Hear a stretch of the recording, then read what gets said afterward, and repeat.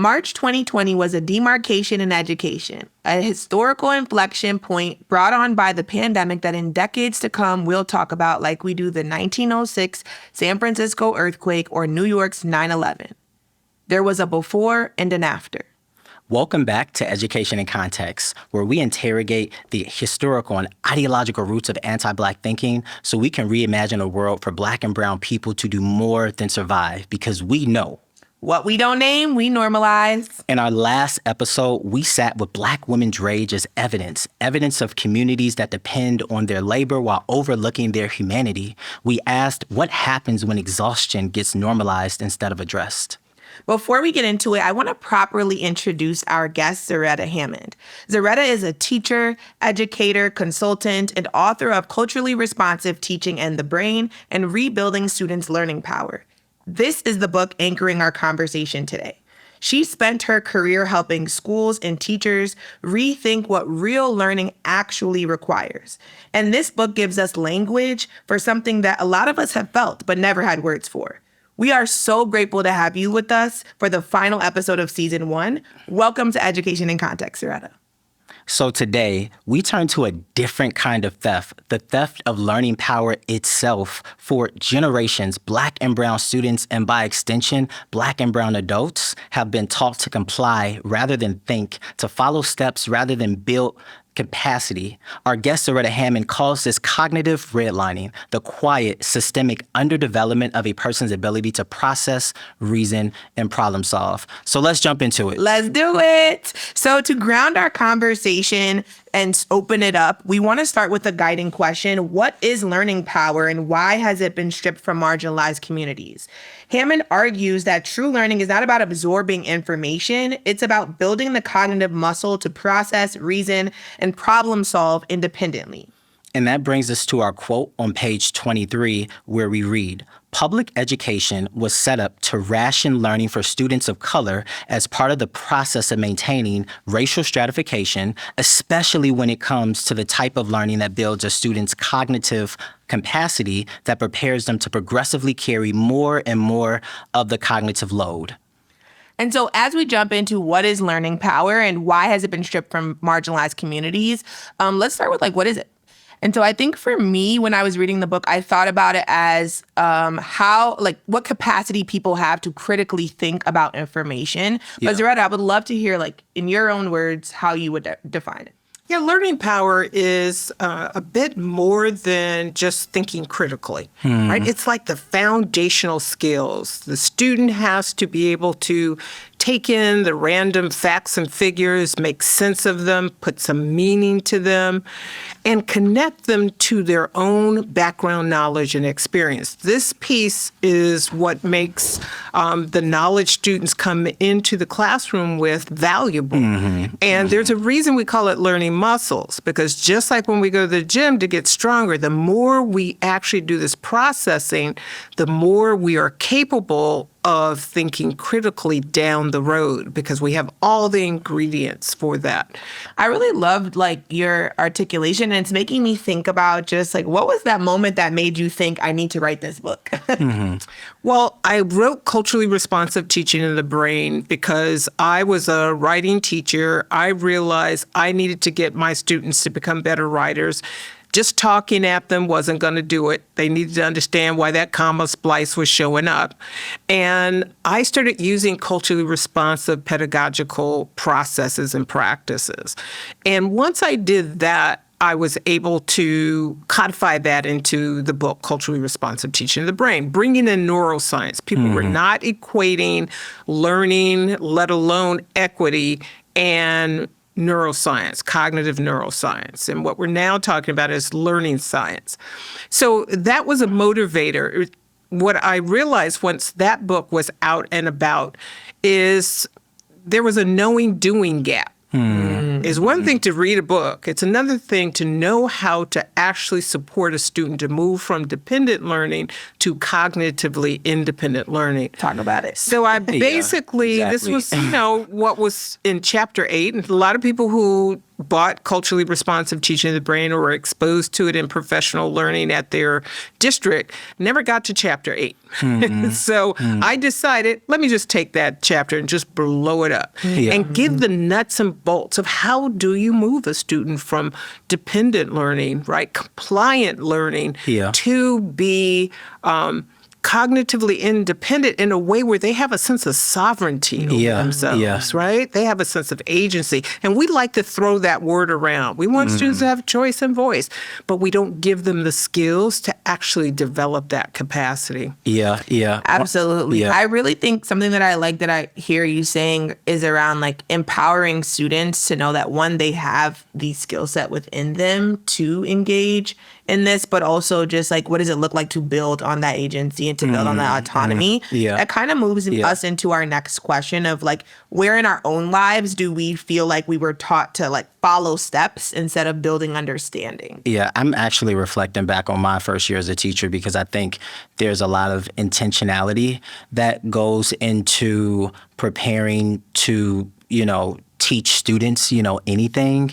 And I think that I wasn't prepared, for that. I think about my first year, my former principal gave me a website to look up stuff to print out to give to students. And my first experience, as a teacher in a classroom setting, I didn't know what I didn't know. And so like to hear you, talk about the way in which you were very intentional in your career about like, hey, not all of my students are getting what I'm putting down. What is the disconnect? What is the knowing doing gap that exists that I need to interrogate for myself? I think is something that is beautiful to reflect on because it gives us hope that there are resources, there's research that's emerging that is helping support, teachers in learning how to teach students. So I think for me, it starts even earlier though than being in education, because when I think about like when I went to school in these suburban areas, like a lot of times I was getting in trouble at school for like, I wasn't fighting. I wasn't doing like, I was getting in trouble because I was going up to the board, be like, this is wrong, erasing it and be like, this is how you need to do it. And that was being problematized. Like my ability to think beyond the following the steps, et cetera, was actually being problematized. And so it made me think as a Black girl in a suburban school, nobody looked like me in AP and honors classes. Like, why don't you want me to think critically? And I remember my history teacher, my sophomore year, said to me, like, if you ever end up listening to what people have to say, you'll be a great lawyer one day. And I was like, I didn't think that's so. I think that's so interesting because in one breath you're highlighting that I have a very critical mind of the world, and the other breath you're like, but I need to follow directions. Which is like, I don't know that those things have to be mutually exclusive. I think that I can be successful because I'm critically thinking about things and I'm not just following steps. So I would say as a kid for me. It's also interesting to think about this idea of learning power because, I don't think teachers think about the power that students have to learn. I think we always take a top-down approach. I've prepared this curriculum that I'm going to put in front of these students. I have this assessment. They need to get, an 80% or higher. If they get it, I've done a good job as a teacher. And it's just like, well, have you done a good job?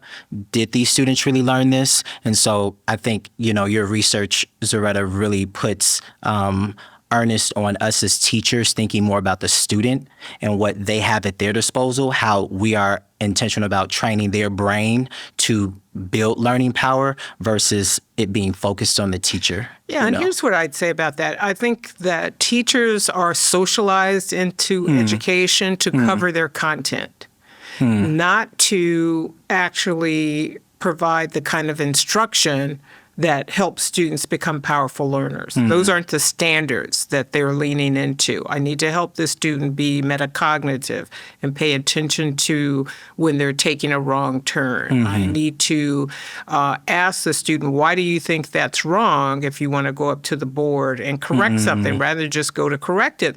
Let's use it as an opportunity to actually get underneath your own processing and now open it up for others. So the opportunity for teachers to actually be the personal trainer of students' cognition is very different than my job as a teacher is to cover my content. Yes. There's a reason why it's called curriculum and instruction. Curriculum is not instruction. And the ability to help the student pay attention to what's going on so that they can do it. The analogy I like to use is if you have a child and that child grows up and you want them to be successful and independent, well, you're going to start making sure they can do things on their own, clean their room. Yeah. You know, by 14, they're going to wash their own clothes. And maybe those first few loads come out pink. And you're going to have to wear those clothes because I told you to separate those colors. Right? Like there is that task of helping that child get to the point where when they're 18, they can go and care for themselves out in the world. We don't have that same focus in education. We're always worried about this state assessment, that standardized test, and we kind of dumb down the part that's about learning. And here's the rub. Kids are learning all the time. Yes. They're teaching themselves stuff off YouTube. Like, it's not like it's unknowable. It's not like they are not doing it. We're just not bringing it into the classroom. And they know stuff. Yeah. and the brain rule says all new learning must be coupled with existing background knowledge and experience in order to be turned into understanding. I can't think critically if I don't have understanding. I can't have understanding if I'm not mixing my background knowledge, what I know, my cultural capital, with the content. Yep. That process is what this book is about, because a lot of teachers don't know how to get students to do that. But particularly in the higher grades, the student has been in school, they've been compliant, they've gotten dinged for stepping out like you were just talking about. So they just kind of double down on, I'm just going to be quiet. I'm just going to kind of, get by. I don't have to really use my brain a lot. And so it's harder in the upper grades to actually get students to believe it, that they can grow their learning muscles. I actually got to experience that firsthand, that I think there's also an adult gap as it relates to older students around like, oh, they should already know by this time, blah, blah, blah. And it's like, no. They don't know. Because if you actually had the learning power, you would be able to see that they don't know and they actually are not prepared. And that actually brings us to one of our questions around, like, you've spent your entire career being in classrooms and schools across this country. When did you realize this idea goes beyond the classroom and like into adults you were experiencing in PDs, et cetera? Like, where were you seeing this gap? I came to this kind of in an inverted way. Rather than the classroom and then I see it outside the classroom, I started as a policy analyst. So I started in policy and how people were trying to shape education policy. Then I realized, oh my goodness, I need to get, one rung down. And then I started working with an intermediary organization that did technical assistance for schools. And I'm like, oh my goodness, I need to get closer to the classroom, right? And this is coming from UC Berkeley, where I trained tutors and I was a writing tutor. But when I went into the education system, it was more from this policy angle. And I just realized I just needed to get closer and closer and closer to the classroom. And it was there that I really started to see this knowing-doing gap. And so teachers don't get a lot of training on cognitive and social neuroscience. And this is why I started talking about relationships and learning partnerships long before people were talking about belonging. Yeah. Because again, you don't feel like you fit in, or, you feel like you're being othered. Next thing you know, you're full of cortisol. You can't learn if you wanted to because your brain has shut down. Like, there are so many corollaries for adults to understand. And if you were a student of color who is now an educator of color, you've come through the same traumatic experience. More trauma comes from what happens in schools than the kind of trauma a lot of people talk about comes from, low-income communities, right? This is really big when we start to talk about anti-Blackness. Like, everybody's got trauma. So now trauma-informed practices has to be what we bring to Black children, right? Character education, because somehow their community is not meeting those needs. That's just part of that narrative. Yeah. And instead, a lot of that trauma is coming in the classroom because the student starts to see there's a gap. I can't read. Yes. You're asking me to do something that I can't do. So now there's panic, there's anxiety, there's frustration, and eventually there's anger. Yeah. One of the things that you brought up, which brings us to our next segment as we surface the system that we talk about, is this pedagogy of compliance that we all as teachers have been oriented to, and pedagogy of compliance is this reward and punishment, system, where if you're not following all the directions, there's a punishment. If you are following all the directions, there's a reward. And I really think your research is pushing back on that. And so when we think about like this idea of cognitive redlining, which you brought up earlier, we know that does not happen in isolation. It emerges from historically segregated, under-resourced systems that never expected Black and brown people to think for themselves in the first place. And when we think about like over-scaffolding, that's just another instance where someone is thinking for the student instead of the student thinking for themselves about the content. And so one of the guiding questions that we have, in this discussion is what systems, when we think about pedagogy of compliance being one of them, what systems create these conditions that produce like this cognitive redlining? Yeah, I think some systems I heard Zaretta start to name are around just like within classrooms. How are we building the confidence? I think that because first 6 weeks of school, most administrators as an administrator are thinking about, is the school safe, right? And so I think in that urgency, there is an opportunity for us to also be intentional if students feel confident, even if it is not around content yet. Is there a culture of confidence and ability to do the work that is already being built? Or is it are you following my directions? Yeah.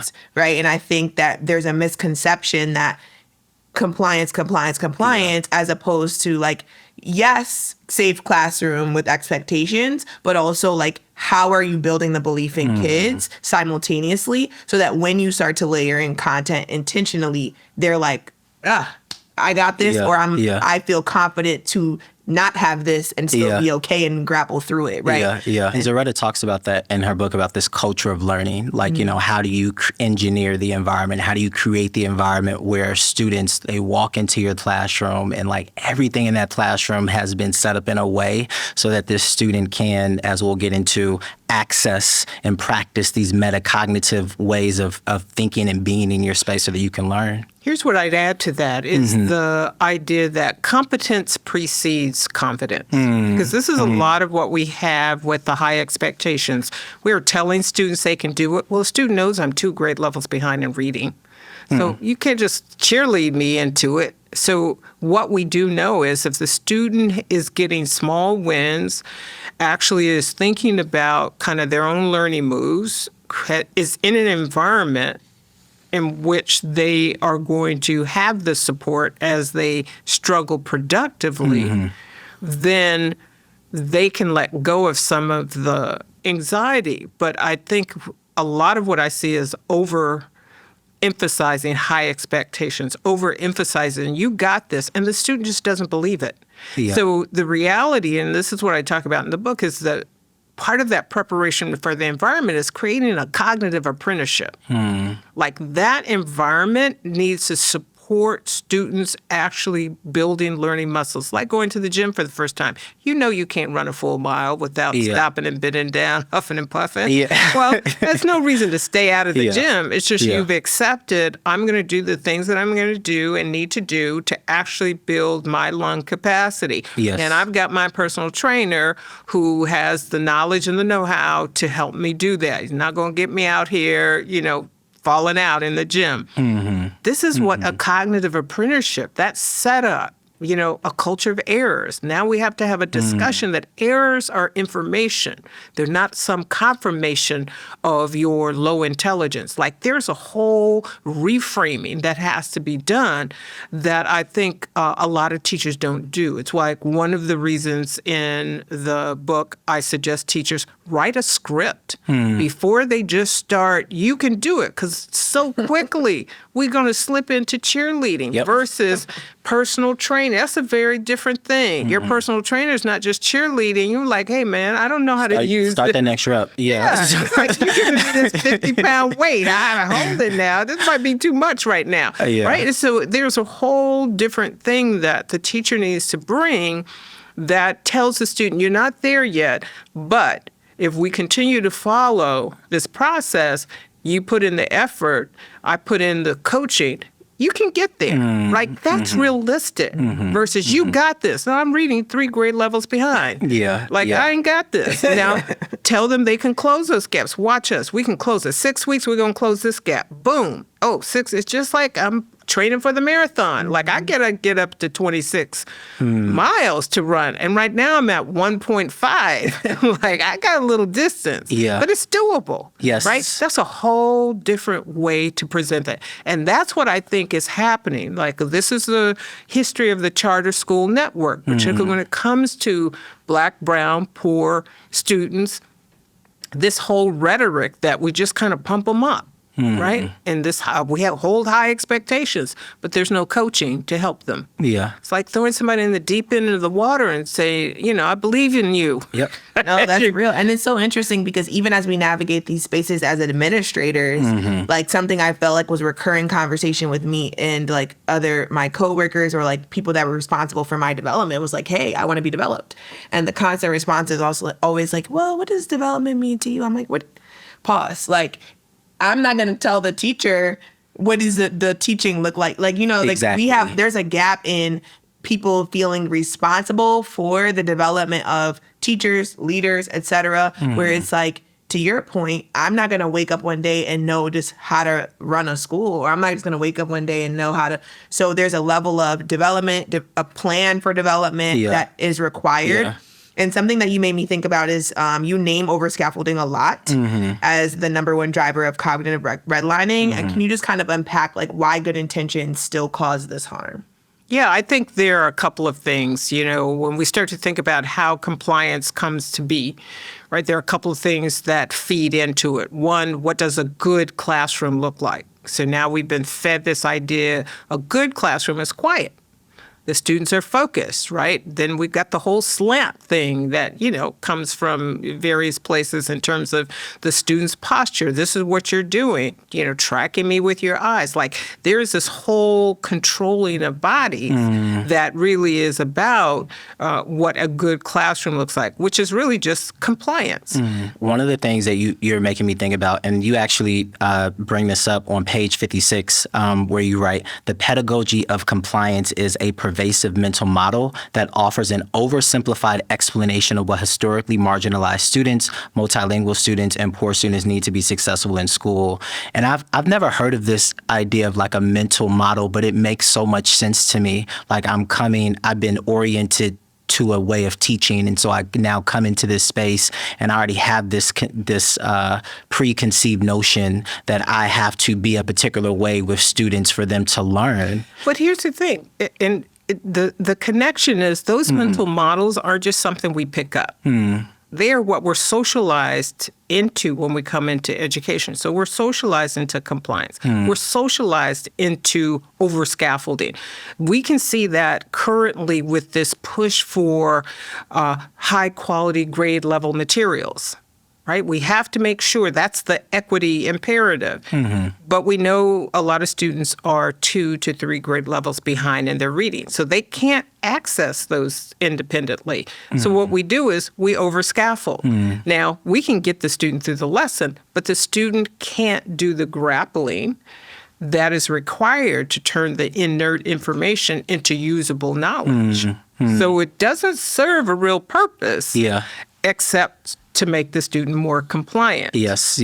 You bring up this very interesting point. Do you use the term information full versus knowledge able? And I really resonate with that point because it makes me think about, from a teacher lens, all the things that we teach students in a classroom. Like, what are they actually taking away from that lesson that is now applicable, transferable to them in real life versus them just knowing a bunch of facts? Yeah, and I think that like is why I really appreciated this book is because I think one, you're reframing for educators like this idea that you're here to just teach this information or give this information. I think Paulo Freire calls it the banking system of knowledge. Yes. Right. As opposed to you are the trainer and the coach, the facilitator to support students with the type of thinking that can be cross-applied in every content when they go to the next grade, when they go to the next level of education.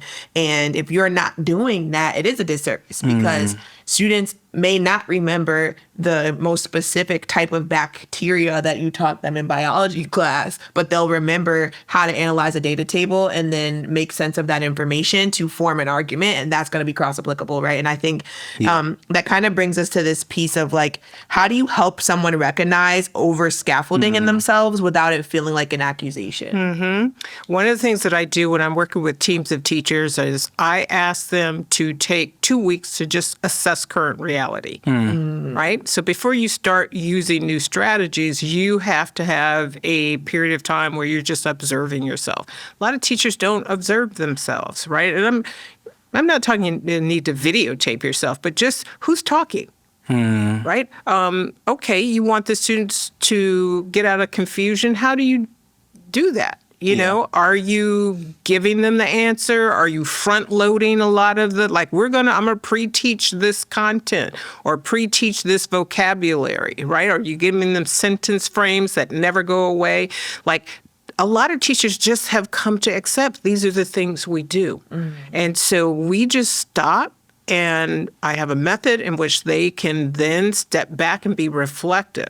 Now let's start to change one or two things. What does that look like? And how are you starting to get the student to pay attention? It's amazing once they actually have that opportunity to step back and have an aha moment. Sometimes it brings a lot of emotion up. Like if I can't imagine I didn't know this and I did this for years. I've had teachers come, to tears because they realize, oh my goodness, I was doing harm.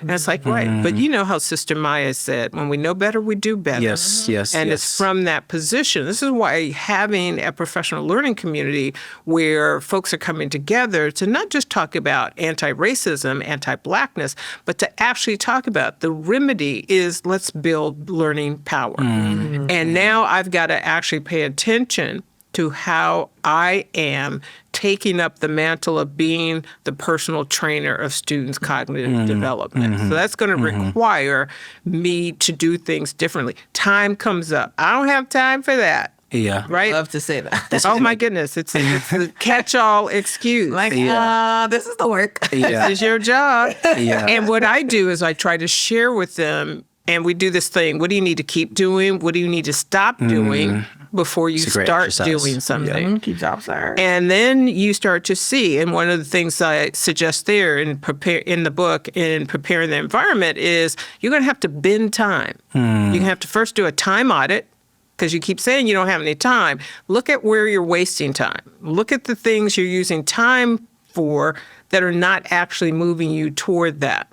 Right? And then you're going to have to bend time, meaning the idea that you can get more things in a small period of time has to be something that you master.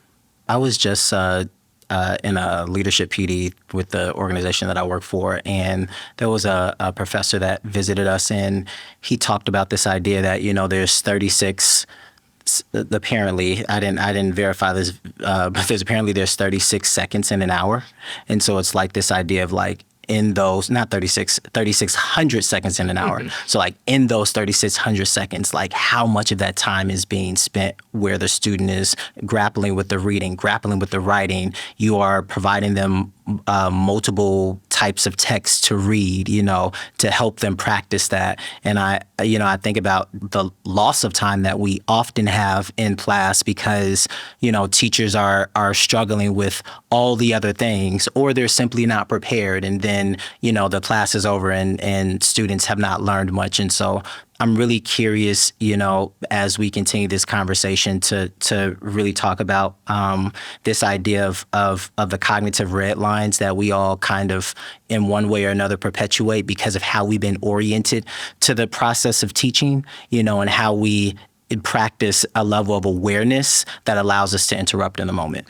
Yeah, that also makes me think about like what, in your perspective, what do you think the history of segregation, like what role does it play in how we've come to understand like cognitive redlining? I think there are two ways to come at it. Like there is the obvious, harmful impact, historical impact of getting the sharecroppers curriculum, schools under-sourced, under-resourced in terms of teaching, facilities. We know all the lawsuits that were related to those things, right? Separate has never been equal. So there is that harm. But there is a protective factor. And this is where Black people were with each other and understood the inadequacy of the curriculum that was given to them. They understood that they had modalities of learning that came out of collectivist culture, whether that was in church and you had to learn how to do the recitation because Easter Sunday was going to come up there. We were learning things all the time. We were inventing. So this idea of being geniuses is more, it's not just something we say to kind of pump each other up, right? It's like that ability to create, to understand, to teach each other has always been part of our legacy. In segregation, it was still intact. When integration came, what we started to see is all of that knowledge that Black teachers had was taken off the table. Those were the first to be let go. Black principals, Black teachers. And now we put Black children with white teachers who have no understanding of those modalities of learning. And this is why culturally responsive teaching has become so important. But now we've, kind of bastardized that. Now it's kind of like gluten-free. Once people understood, you know what I'm talking about. Yeah, I know. A Black scientist on the slide. The reality is, they slap gluten-free on anything. You go to the meat department in the grocery store, because this meat is gluten-free. Well, it never had gluten. So what are you talking about? And that's what we see with the big publishers. Well, this is culturally responsive. And it's just more brown faces in the book. But it does not leverage the ways in which we learn in a collectivist culture. It doesn't tap the kinds of knowledge, the schema that our students bring. So again, teachers think, oh, you don't come with any background knowledge. You don't come with any vocabulary. And because they don't tap that when presenting the content, it cannot turn into usable knowledge. Yeah. And you're making me think about how Larry and I actually saw this documentary the other day, and it was about like the problem of the literacy gap in our country. And the big takeaway that I think they were trying to articulate is the relationship between poverty and illiteracy. And I really appreciated, actually, there was a talk back after, and the professor, he said, I think that this doesn't show the whole mosaic, right? And the reason why he said that is because he's like, there are people across lines of economic status that are illiterate, functionally illiterate. Absolutely. Right. And so that makes me think about, like, to your point, if we knew that Black folks were teaching each other how to read at grandmama's house up the block, and everybody was going to grandmama's house, and they didn't have any resources, they didn't have any of these things, right? That shows that there's a skill set that doesn't necessarily necessitate money to be able to teach and execute. However, we keep saying the issue is underfunded schools. Yeah. We keep saying the issue is these students come from impoverished neighborhoods. That's why they can't do X, Y, and Z. And it's like, actually, that's even more reason why they can do it, because they have resilience. Yes. They have the ability to navigate situations, even in an instance where everything is being deprived from them. That's right. I mean, the knowledge that you need to teach someone to read, it's something you can do in 9 to 16 weeks. If you know what needs to be done. So it's really, a mystery. Why aren't we getting this done in schools? You're buying multi-million-dollar packages for reading instruction, literacy, and you're still not getting it done. When what we know students have to master is pretty, straightforward. It's 6 things, right? And if you just take the time to do that. But to your point, that knowledge has to be kept away, and we're going to blame it on poverty. The disproportionality in terms of impact for what it means for a poor person of color who does not learn to read is way beyond what that means for someone who is white and across economic lines. Like, you have people who are titans of industry who now tout that they have dyslexia and in essence are functionally illiterate, but they have all these mechanisms. But now I can lean into that. That is the reason versus the narratives about dark-skinned people. You can't read, that is a sign of your low intelligence. So it has a different mental model attached to it that has a different ramification that then leads to poverty. Because somebody's making a judgment about what that means, and they're not even listening to the fact that you've got dyslexia. No, you just a Black person can't read. You didn't apply yourself. You know, there's all this narrative that comes in that doesn't get checked. And therein lies the biggest problem. It's not that we don't know how to teach reading. We come in with who should get more time. And if you present to me in a particular way, I'm actually going to give you more time, more energy, more coaching. We call this the Matthew effect. The rich get richer and the poor get poorer. Because I just see, well, you're not motivated. I'm putting all kind of judgment and labels and interpretations on that student's behavior. And the student just may be feeling, I'm out of my depth here. I am feeling shame. I don't know what to do. I'm confused. And they might be feeling you don't even believe in them. That's the key thing, right? Hey, listen, teacher competence is a trust factor. We don't go to restaurants where they're not taking care of us or serving us good food. We don't trust them. I'm not going to give you my money. Same thing in the classroom. If the teacher's not helping you progress, I can't trust that you have my best interest at heart. Why should I listen to you? I was in a meeting recently with a bunch of leaders, and we were talking about like our attendance plan and how we're gonna get students to come to school more frequently. And one of the leaders said, oh well, Black children, they don't care about school as much. That's why they don't. Yes, and I heard that. And my response was like, and they were juxtaposing that to this other narrative that Black students. This day and age. You get to say that. a black person, juxtaposing that to this other narrative of why the Latinx students, do come to school. And as soon as she said that, I raised my hand. I was like, hey, what I don't want to do is I don't want us to create this narrative that these Black kids don't come to school because they don't care about their education, because the reality is right now you're pathologizing the way in which they do or don't care about school. And secondly, there's a myriad of reasons why all students may or may not come to school. And so for you to put that particular or associate that particular story about a Black student is something that I don't want us to like normalize as something that's a thing, because it's not a thing. Well, and here's the thing about it. A lot of people of color, right, will repeat these narratives. That's not how I got over. I got over by being compliant. Now I keep getting promoted. So now what we're kind of like telling those families is this is how you need to do. The reality is that might be a protective move for that family, for that child to come to school, not have a sense of belonging, have stereotype threat triggered. Like that might, for your own well-being, that might be the thing that actually is helpful. What we need is a strategy in which we're partners with parents, right? Recognize the parents are the first teachers, honor them in that way, listen to them as such.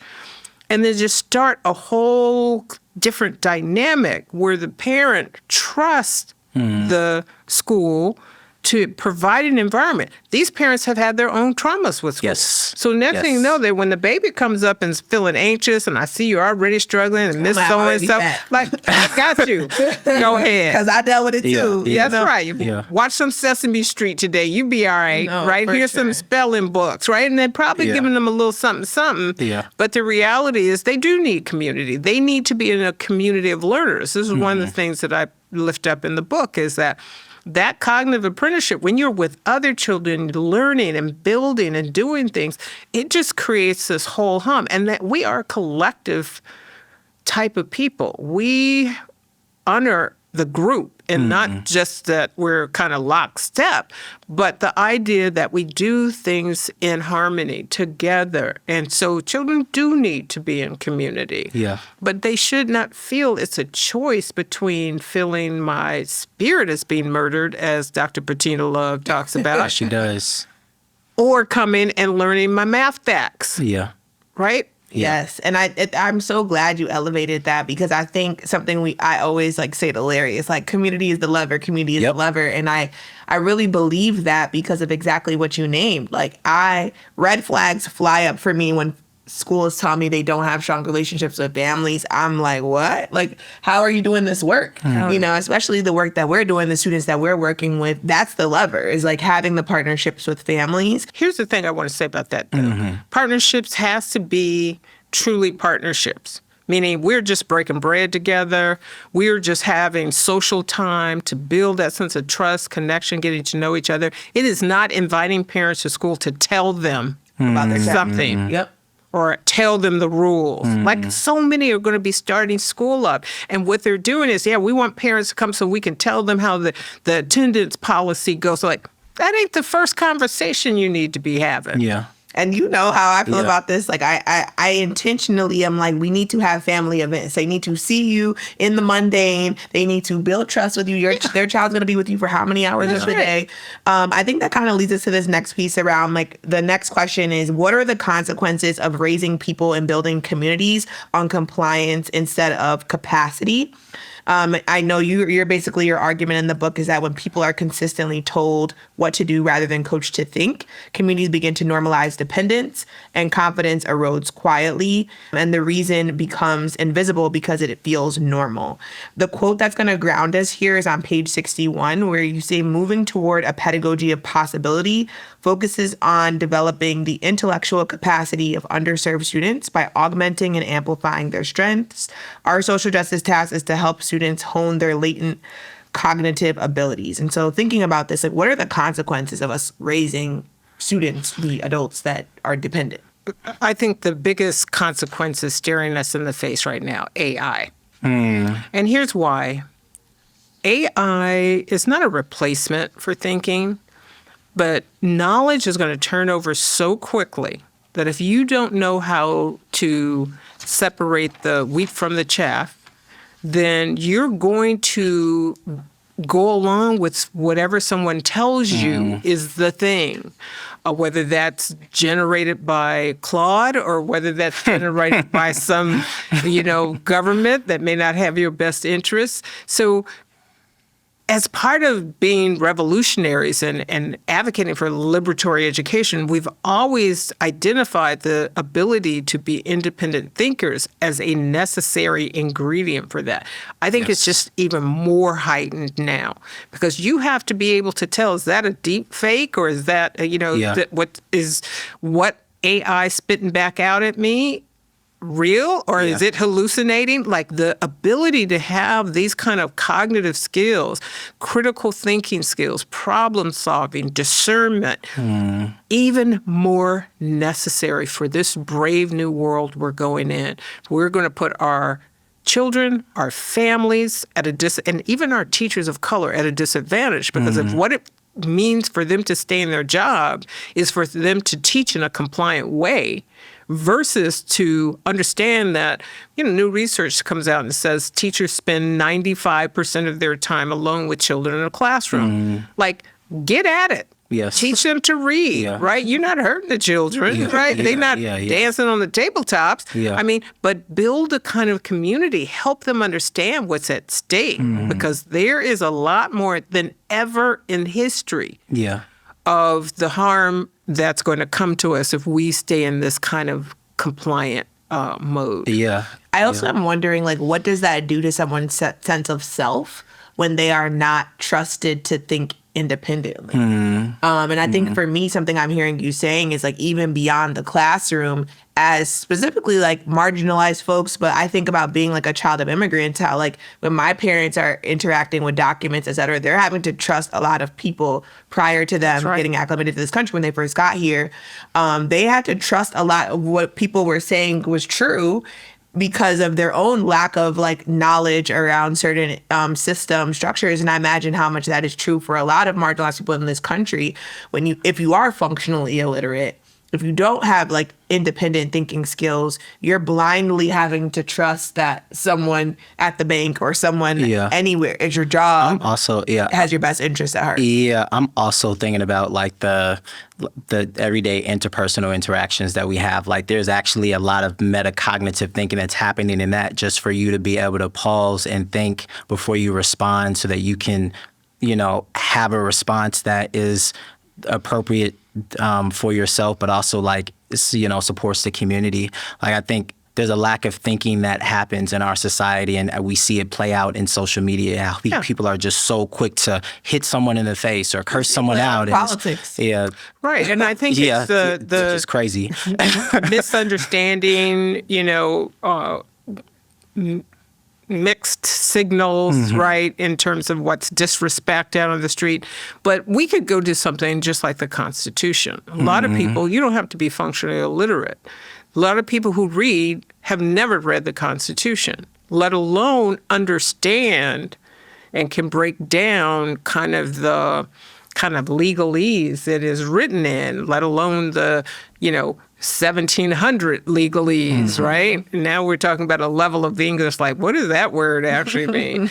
But that's an important thing to be able to do. Yeah. It's like if you are letting other people interpret things for you, then you're going to go along with the okie doke.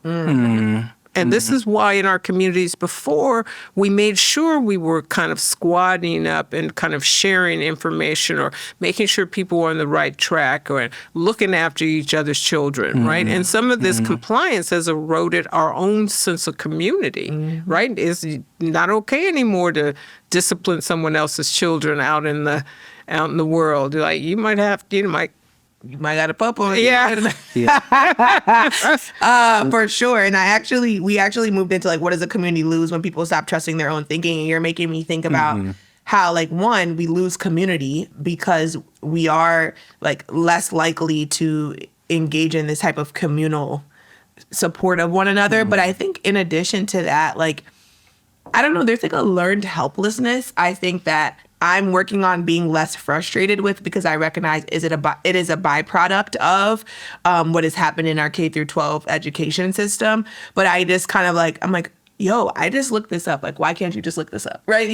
There's very much moments where I'm thinking about whether it's with my family, whether it's coworkers, whatever, where I'm like, why are you acting so helpless right now? Like, but that is the outcome. That is the intended outcome. Is this idea that we cannot have agency, that we cannot break out of this mode, or that we have to comply in order to kind of make it on our job or to make it to the next level, right? Yeah. As a people, we've always been very entrepreneurial. No, they're not going to give us a job because they're not hiring the colored folk. Oh, we're going to go out and start selling pies. Or we're going to start getting a house cleaning business, right? Yeah. We understood. We were doing the gig economy before it was called the gig economy, right? But we know how to do.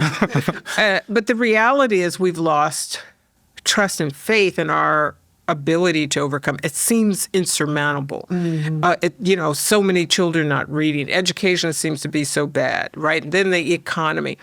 But we have to just take small pieces. This is what we lose in community, right? People are lonely and disconnected. So let's just talk about the social piece, right? Just the idea that we would come together, play cards, shoot the breeze together, and be ready to go and do some of the hard stuff. We've kind of rejuvenated ourselves. We need to show our children that's how we do, right? You cannot be afraid of hard work, but this is what community is. Productive struggle in the classroom, but when we're all struggling productively, that is the part of community. And then parents have to understand what that looks like in classroom and demand that. Because now, this teacher's doing this new thing and I want the kids to be sitting down. Why? Because they've been sold this view of learning is kids being quiet and paying attention to the teacher when the science is telling us different. teachers need the learning science. Parents need it too, because they are the first teacher. Yeah, I really appreciate you lifting that, because I think oftentimes we don't always see the parent as part of, or teachers, administrators don't always see the parent as an active part of the learning process for their student.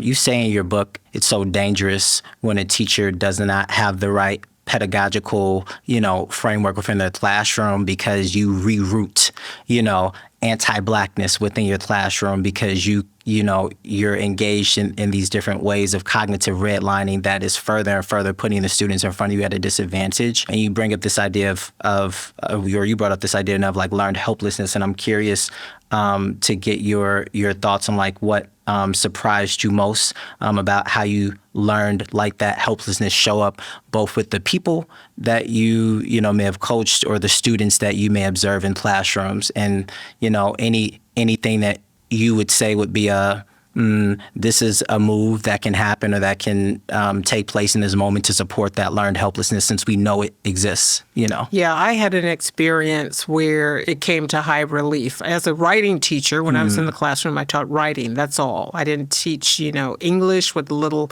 smattering of writing. Like, my job was to teach you to be a strong expository writer, right? Beyond 5-paragraph essay. Friends don't let friends teach a 5-paragraph essay, right? We love that. Let's go. Let's go. Love that. One of the things that happened, though, is I was working for the intermediary organization, and I brought a community together that is supposed to be focused on equity, anti-racist, implicit bias, but I put in a literacy component. And there were a lot of progressive educators at the time who were pushing back, right? Literacy, that's like for the white man, and like, why are you trying to put this in? Yes, this is the new... Anti-Black. There is a whole thing around that might just be imposing something like, we don't even listen to that shenanigans. And here's the thing that happened, though, and this was many years ago. So the teachers could not believe there were these students just can't learn to read. And I had a really highly skilled literacy expert who was leading kind of the professional learning. And we would rotate through different groups, schools. We went to one school. These were all white teachers, mostly Black and brown kids, mostly Black. And she said, here, give me 3 students. And we were doing all this work with students. She's like, oh, I'm not going to give you those students. This is a teacher kind of cherry picking. And the expert said, oh, no, I want those 3. The ones she just like 3, 2 Black boys, little Black girl. She's like, oh, no, I want those. And in the 20 minutes, this teacher was so nervous because, oh my gosh, these kids can't read. Right, they're going to embarrass us. And in 20 minutes, that expert had helped those students unlock the code, where they were then turning to content that wasn't even in the lesson. And they were starting to unlock code everywhere. And those teachers' mouths were like, oh my goodness.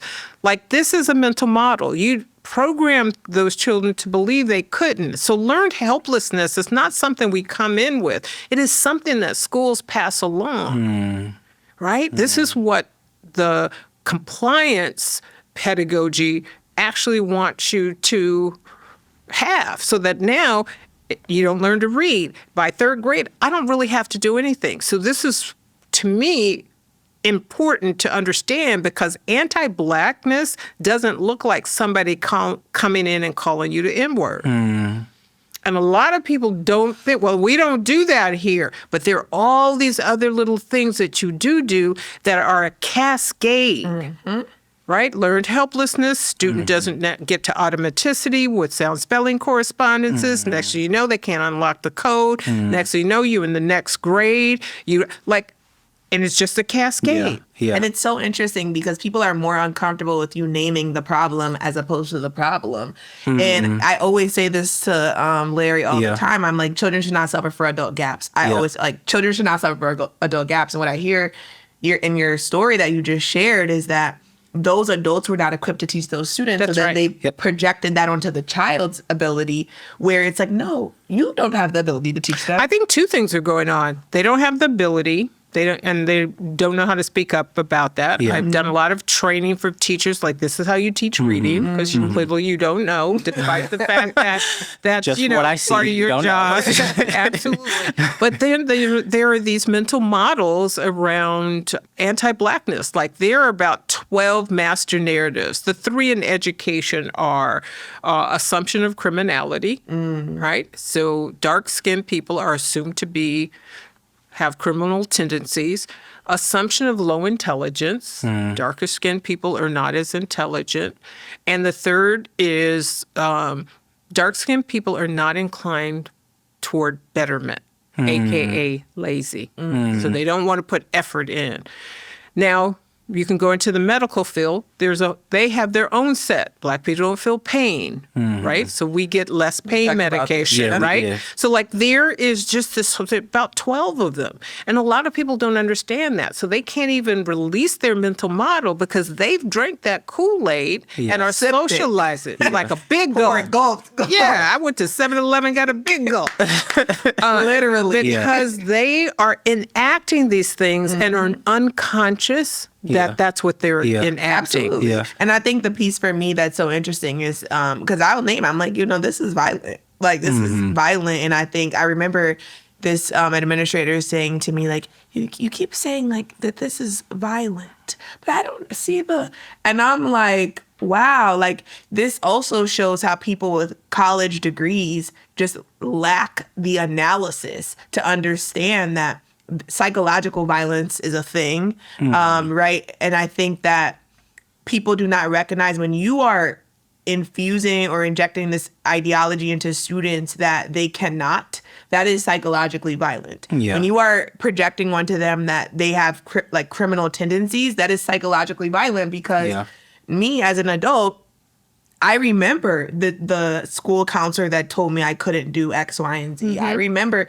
and that informs some things, like, and I have people to like counteract those narratives. But if people don't have that, now that's who you are. Now that's who you think you are. The research really bears out what you're saying, because the body experiences social pain in the same way that it experiences physical pain. So when they do MRIs of the brain, same areas light up. So this is Dr. Claude Steele back in the day. His book was Whistling Vivaldi, but he came up with the theory of stereotype threat. Like there are things that then trigger our amygdala, and despite being in the classroom, being present, there's no amount of learning that can happen. Because our body starts to respond. The problem with that is our students learn to hold it in. So now they're looking present because they will get in trouble if they don't.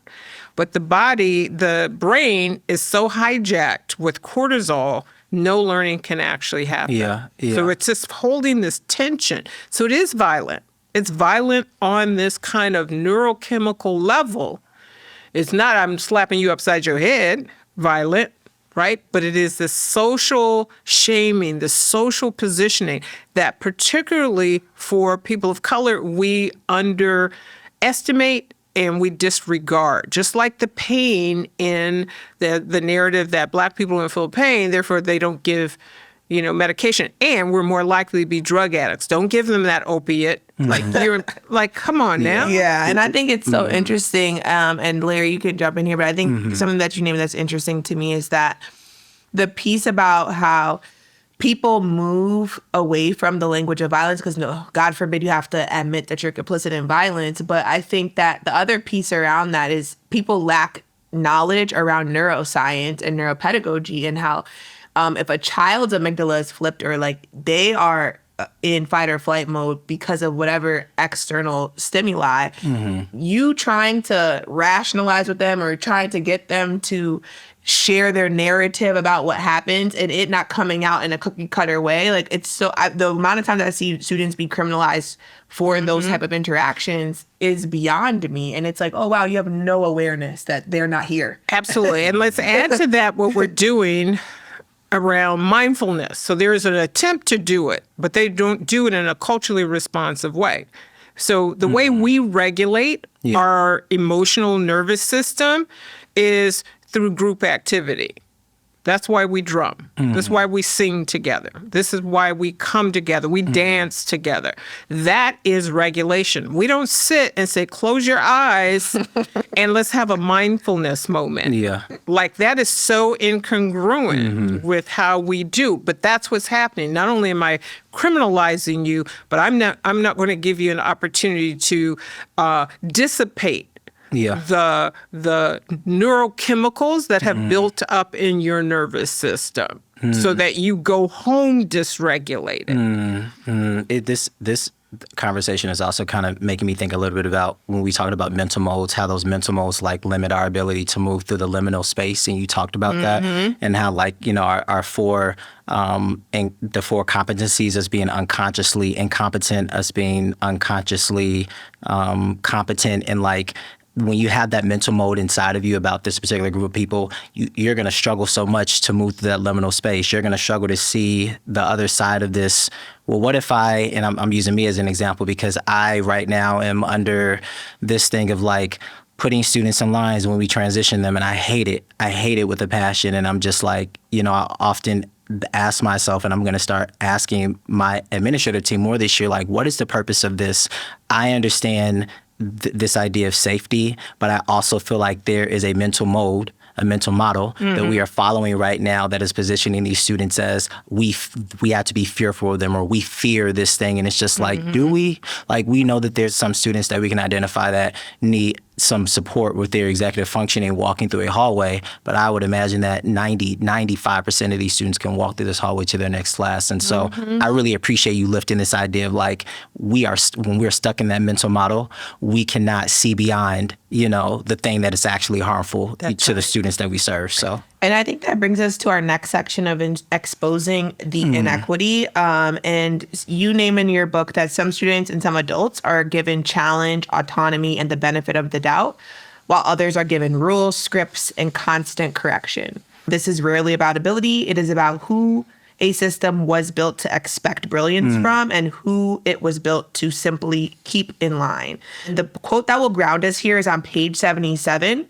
In teaching, it's disastrous to have pedagogical blind spots. From an equity perspective, this state of ignorance or unconscious incompetence opens the door for inequity to reroot itself and grow stronger despite our aspirations to be anti-racist educators. A common attribute of this stage is resistance to change. So our guiding question here is, what inequities are revealed when some people are coached toward independence and others are managed toward compliance? It's a really great question, and what I think is most important to understand, particularly about change, is why I put the chapter about change and smack in the middle of the book.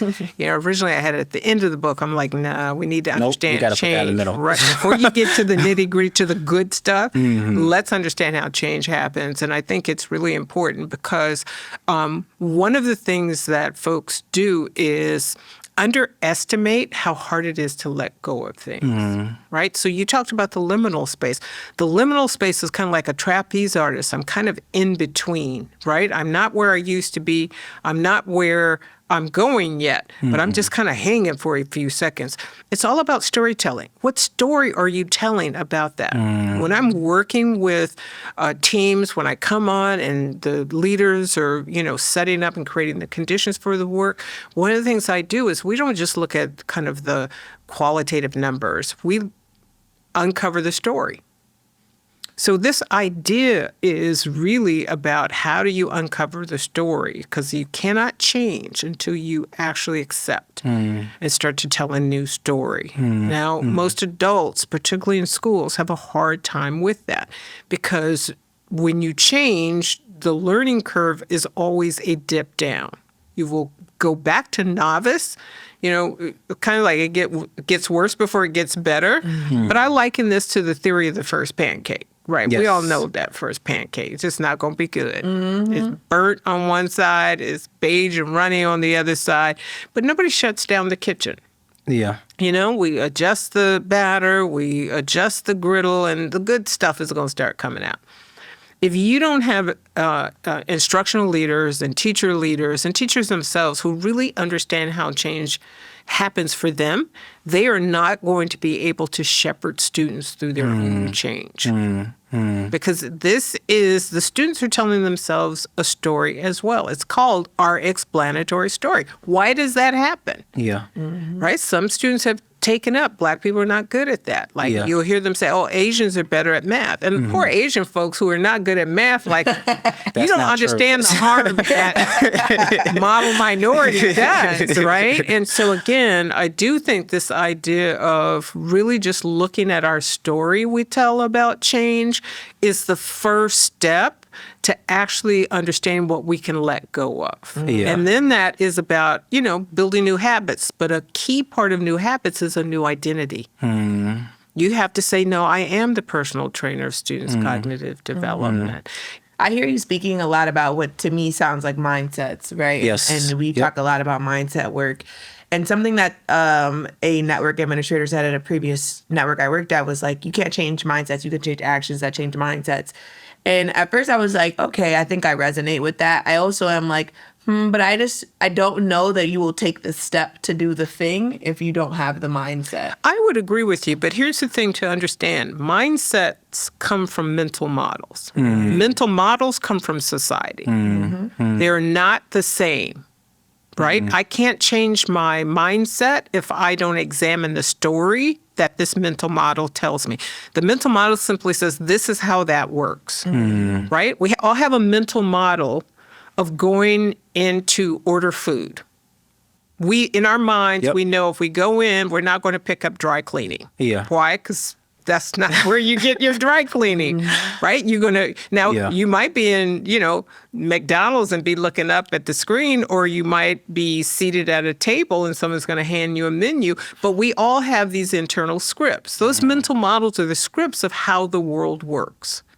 The mindset then comes from our belief in those scripts. So I can't just say change your mindset if I don't help you understand and examine your mental model. You've just accepted that a quiet classroom equates to better learning, and that's the story that we're sold as educators.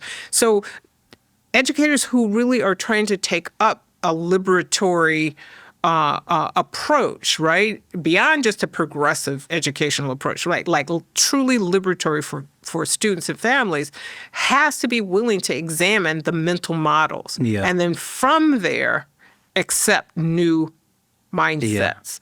Because too often that's what we do. We spend a whole lot of time talking about you change your mindset until you get into the situation. Then the default setting pops in. And then you act from your mental model. You don't act from your mindset. Yep. And I was thinking about this idea of cognitive justice, and it's such an interesting term to hear. Because I've never heard this term before, reading your work. And I'm just curious, about the distinction that you would make between cognitive justice and equity.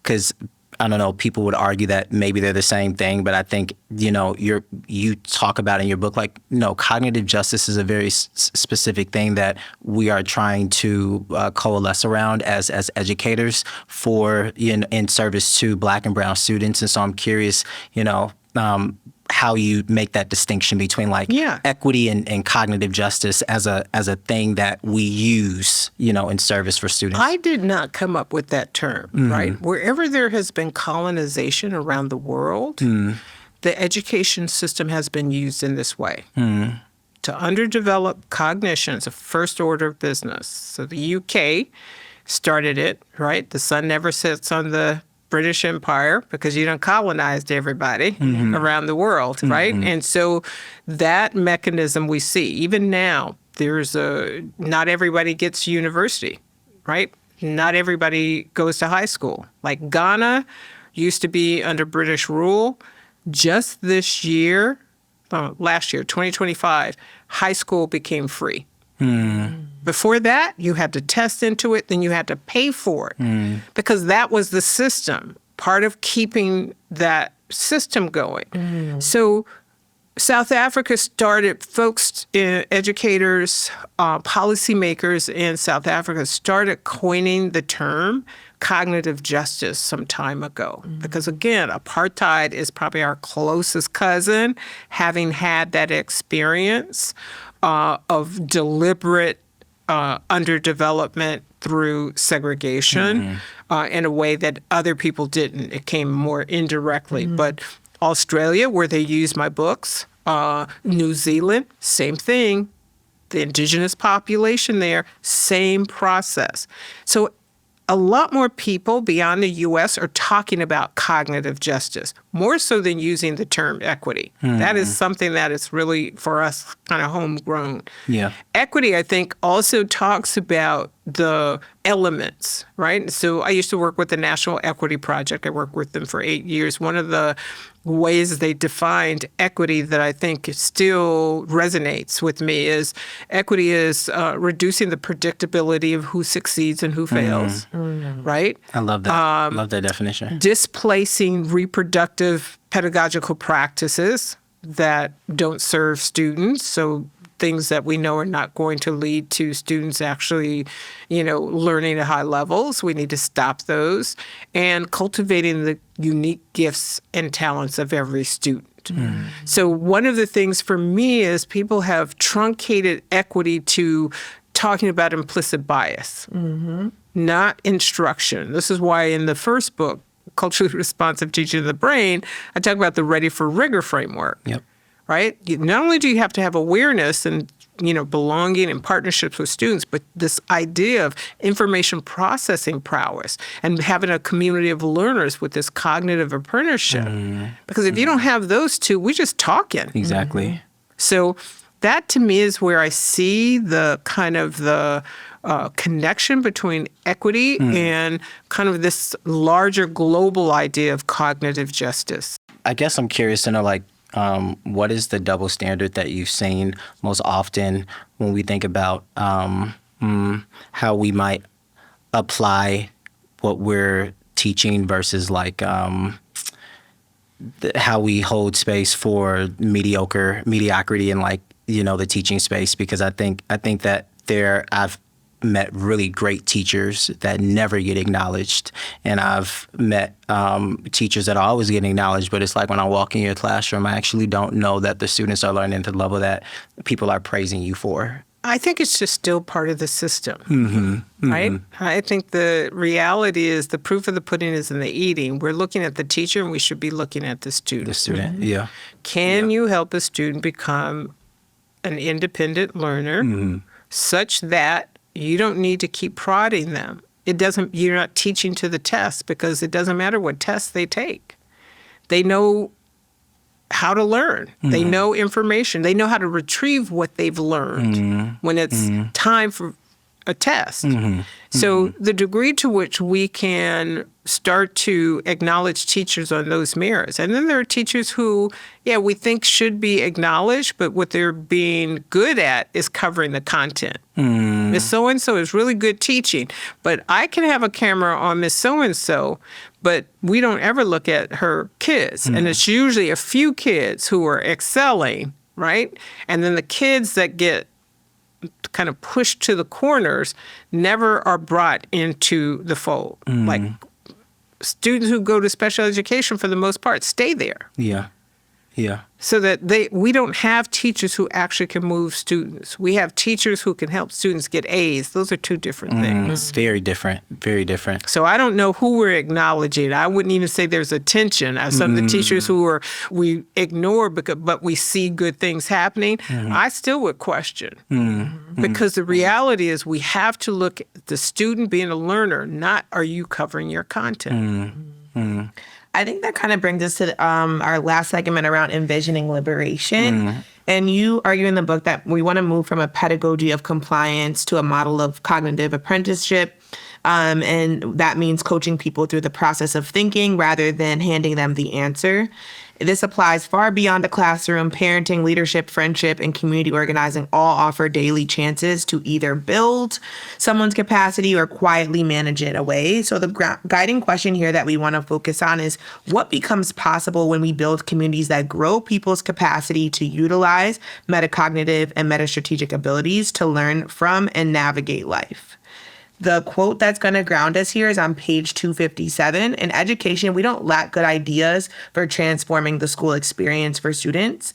What we lack is radical imagination to try another way to transform our primary enterprise into schools. And so when we think about this, what becomes possible when we build those communities to grow people's capacity? Yeah, I think the possibility is in reimagining the structure of learning. You know, I talk about the classroom needs to be more like a dojo, meaning you go into a martial arts dojo, right? It could be karate or kung fu or whatever it is. And you might see a student over here doing their kicks, and you might see a pair over there doing some sparring. Someone else might be kneeling and listening to sensei, talk about certain things. Like there's a little bit of everything going on. But in classrooms, we want this lockstep. We have to reimagine it more like a studio. Right? Artists go into a studio, they're going to I'm going to pick up my project. And at times, I'm going to learn what does it mean to actually critique someone else's work. And so I'm going to learn the language and the protocols of critique. I'm going to learn how to care for my tools. I'm going to learn how to explore outside of what I've done all the time in the past and explore new genres or new techniques without fear. Right? And we don't do that. And so by extensions, we should have places in the community. We don't have community centers, let alone community centers where we're learning things. Like, let's come like old time skills, like we're going to need in a minute. Yeah. Like quilting, right? Like dressing some venison. Like we're going to need all those skills, y'all. But the reality is there are elders who have knowledge and there's just no repository to pass it along. There's no space in which people are having the diversity of what's happening. We're so locked into sit in a desk, watch some person at the front. It's just we have to have the radical imagination to believe that learning can happen in other modalities. And it does every day. That kind of brings me to something I'm thinking about, like what adult learning spaces have to be created in schools for that to be true. Yeah, this is the work I do currently, and it brings two things together. It brings not only here's new information, right? And so there's I try to make it in bite size, but here's what you need to know about the science of learning, right? Here is what you need to know about helping students through productive struggle or to dismantle over scaffolding over time. But I have to also bring them a set of inquiry tools because you can't just do it. You have to actually study it. You have to run tiny experiments. So what we do are cycles of 3 to 4 weeks of these sprints in which the teacher's actually trying to change one thing and paying attention to the impact of that change. Adults get freaked out. So it's for a year. The first 3 months are just not getting teachers to freak out, because they think they're going to get dinged. I can't just slow down to do that. Like, what about? And just getting them to understand, but that is how change happens. You can't say you want change and then not be willing to do what's necessary for change. So there's a whole reacclimation that has to happen. Yeah, and I think that really is reminding me of something I think I shared with you around my experience coaching teachers in my last position. I was just thinking about how they were so afraid to mess up in my presence. And I was like, that's weird. You're not perfect, which is why I'm coaching you. Olympians have coaches. And it made me think about what are the conditions that we are creating to also create a culture of error for teachers' experience that will help them normalize a culture of error in their classroom. This is what Japanese lesson study is. This is what collaborative inquiry is. But we have so bastardize the sense of PLCs, professional learning communities. Like we call every meeting a PLC. Every meeting is not a PLC. And so the degree to which we can reclaim that, right? In Japanese lesson study, the teachers have to come together and run a lesson with each other and then to do what we call a post-mortem on it, or they do a pre-mortem. Like, okay, if we ran this, where do we think it's going to stall? Where do we think kids are going to get confused? So they're actually thinking almost like engineers ahead of the time and how you do this, right? This summer, I'm bringing a group of teachers together. We've got about 140 teachers who are doing this work around designing lessons. And we're going super slow. Like, no, we're going to spend 2-3 weeks just on that opening part. Why? Because you need to be an engineer, not just get an activity. Right? I really appreciate your sentiment about just taking the time to prepare. I often think sometimes I meet teachers that think they can prepare a lesson in 10 minutes and just put it in front of students. Just no, that's actually not the move. Actually, I need you to, take a moment to your point, engineer. An engineer, you're considering all parts of the lesson. Even before the lesson begins, what is your framing? What are you going to say to the students? How are you going to get them invested in it? Well, let's even stop there because we're going to consider first the student. Where are their misconceptions? What are their choke points? Meaning, as learners, where do they usually stall out? What are their pitfalls? What are their misunderstandings about learning that then makes them make the wrong turn constantly? Now, if I actually bring all this stuff about students and I know my students, then I can design with that in mind. They're going to get to this new concept, and how am I going to actually create a cognitive hook? A lot of times we're thinking from our own perspectives, like what are we going to do to the student? But that's not what the personal trainer does. The personal trainer considers this is your fitness level, this is your motivation level, this is the time you have. You have a job that's very demanding. Like now I'm taking all that into consideration before I create this plan that I'm going to encourage you and set you up to actually do. Because you're not going to get fit in an hour every week with the coach. You're going to get fit because you've taken the plan and you're now applying it in different places throughout your week, right? And then being consistent. That is why that kind of, that's not, I don't even call that lesson planning. That's, I'm pulling some stuff together. No, seriously. And you're making me think about how I've had to implement internalization systems at schools when I was in leadership because they didn't exist. And I was so puzzled by it. I'm like, what do you mean that there was no structure for how your teachers are prepared to teach this lesson every day? And then when I created it, there was a lot of pushback of oh, this is a lot of work. I'm like, babe, that's how you teach a lesson. You have to think about what is the thinking that students need to engage in to effectively master this skill that I am supposedly teaching today.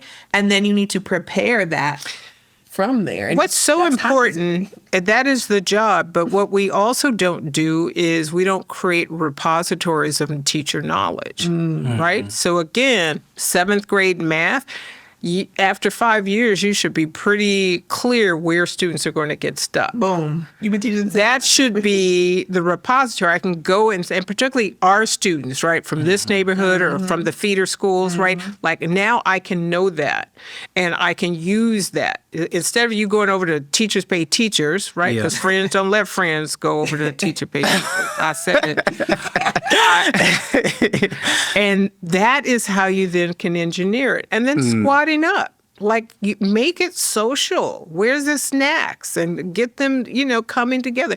Make it feel like community. But we don't do that. And the teacher is doing the best that they can in this little sliver of time based on what they has been reinforced for them as okay. The first time you did that, somebody should have been like, what? And to your point, Nell, based on their limited experience of being developed, because no one developed you, no one told you, oh, you actually need to prepare to teach this lesson.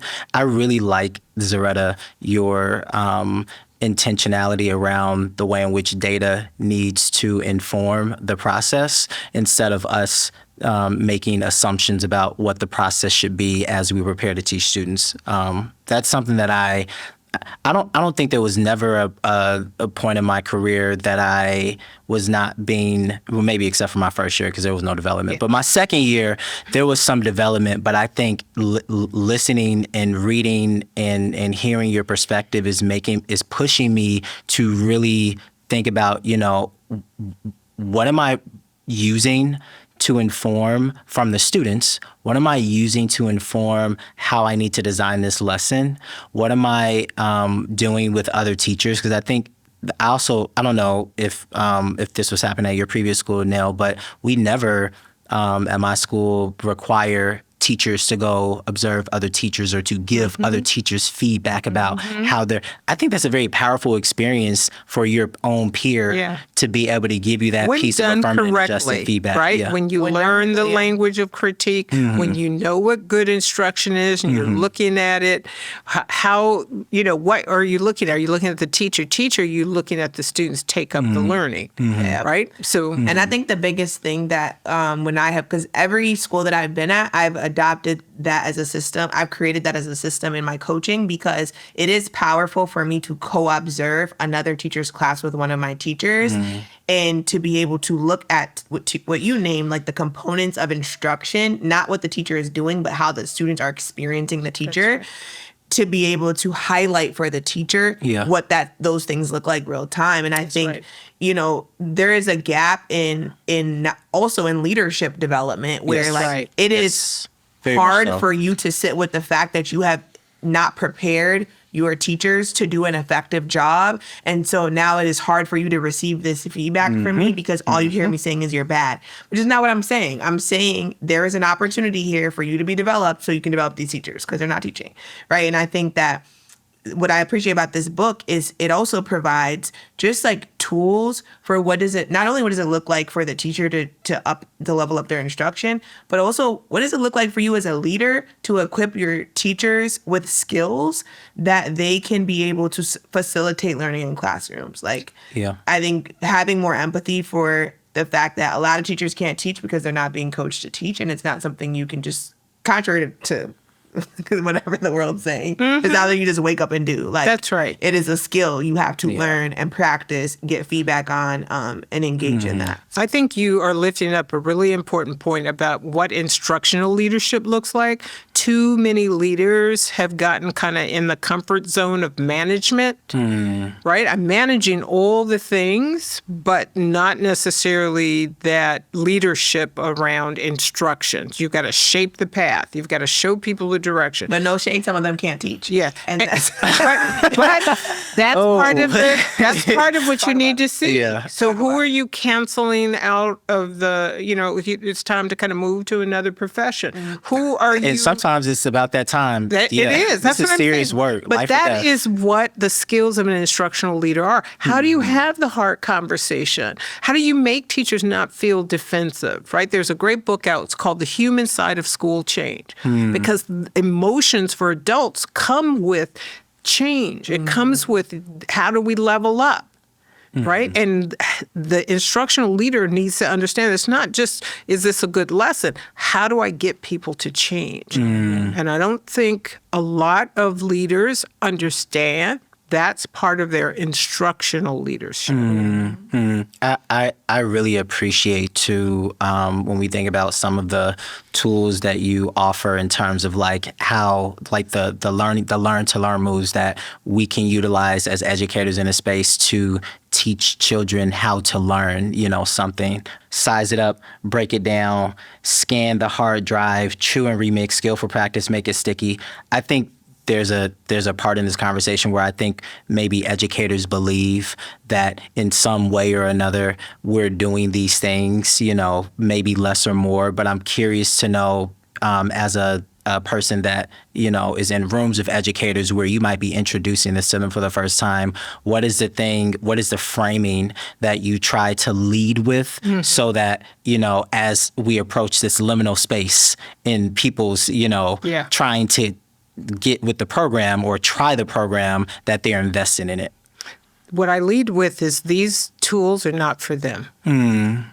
Those tools, those learn to learn skills are for the students. And what I encourage them to do is now do assessment, do an interview with the student, right? This is qualitative data to ask the student, when did they get good at something? What was their process for learning something? It could be in school, but it could be out of school too. Yeah. It's amazing what kids will tell you. And then they use that to actually say, were they doing any of these? Now you have to give those to the students. So what I introduce to the teacher is, here are cards. You should give a set of these cards to every student, and that you now are going to help them practice it. You're not teaching these from the front of the room, because what it typically happens is the teacher holds on to quote unquote strategies and they never give the tools to the student. They're just using it to move the students through the lesson. So the student doesn't have any more equipment when they leave that teacher's care.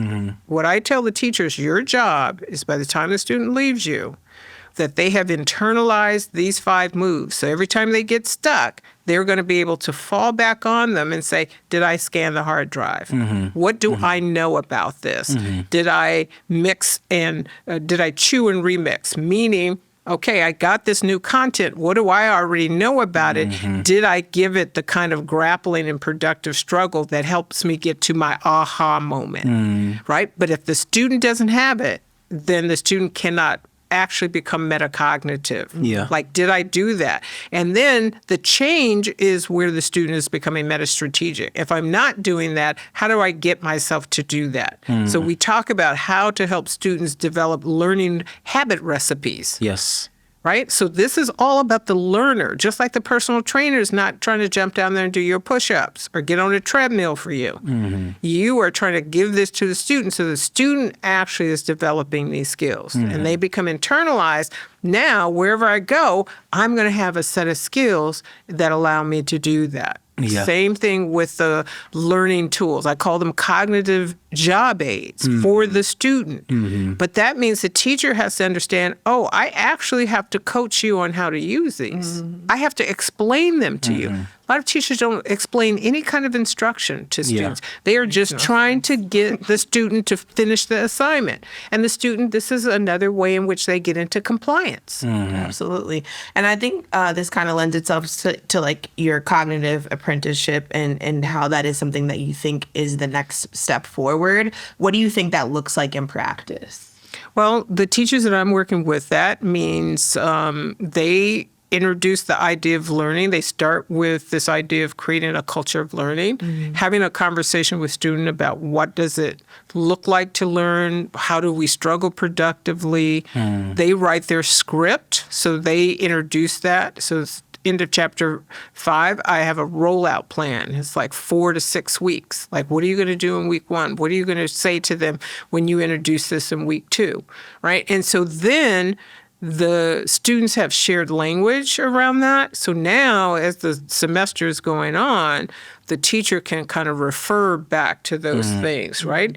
They also are using protocols, so they're more talk structures, right? Thinking routines and protocols, so that the student now knows how to think about and talk about with others their own learning journey. Like, they have to keep learning journals, and they have to talk about when they made a change. We call this the success protocols, actually outlined in culturally responsive teaching of the brain, where the student has time to actually talk about what they did differently. So this whole protocol is designed around them being metacognitive. I can explain where I was making this wrong turn doing this math problem.